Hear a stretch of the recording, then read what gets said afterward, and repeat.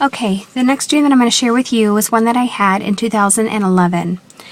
I had a dream that I was woke up by a noise, and I looked at the clock, and it was 3 o'clock in the middle of the night.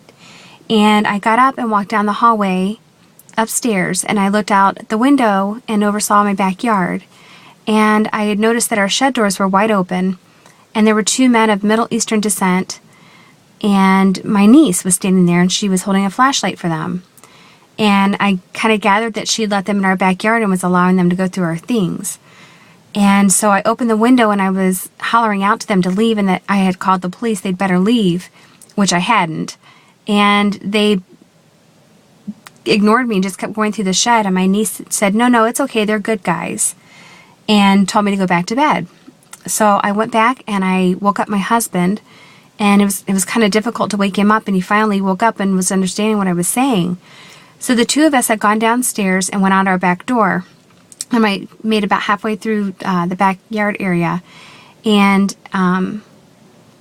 we noticed that we have a fence, a privacy fence around our property, and it was laying outward, like flat. And there were vehicles, like military vehicles, going from one corner on the north corner to the other far corner of the yard. And they were just going the one direction over and over and over, to the point they were actually making a line through my backyard. And my daughter had woke up, and she came down and she was frightened, and I took her by the hand. And my husband said, go ahead and take her in the house. I'm going to go call the police. So he had gone into the house to get the phone, and we turned to follow him.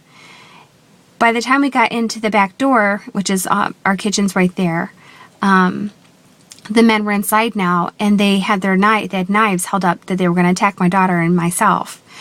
And I pulled her to me to kind of protect her, and all of a sudden, instead of attacking us, they started to attack each other. And both of them were stabbing each other, and they fell to the ground. It was very, very vivid, and they were bleeding out on the kitchen floor. And we went up a flight of steps that just appeared out of nowhere. They aren't normally there in my home. And we walked up the stairs, and I woke up. Now, I knew this dream was prophetic, but I didn't know why until I read Ezekiel 38, and the Lord just spoke it to me. That was my dream. And the interpretation of that was, I woke up in 2011 spiritually to what's going on in the world and what's coming. And I saw from a higher position in my house through the window what was going on. And this is where it talks about God putting hooks in the jaws to draw them out to come and take a spoil from Israel. And that it would be through deception, and that somebody would be there telling us, oh no, they're good guys, it's okay. Go back to bed, you're safe. You dwell in peace and safety. When we went outside, it was an unwalled city, and they were dividing my land. And when we got into the kitchen and they were about ready to attack us, they turned on themselves, and we ascended the stairway. And I think my daughter represents the church. And it comes to a close to the age of the church age, and it opens up the time for Israel to come back to God. And that's when I realized that I needed to start writing these dreams down.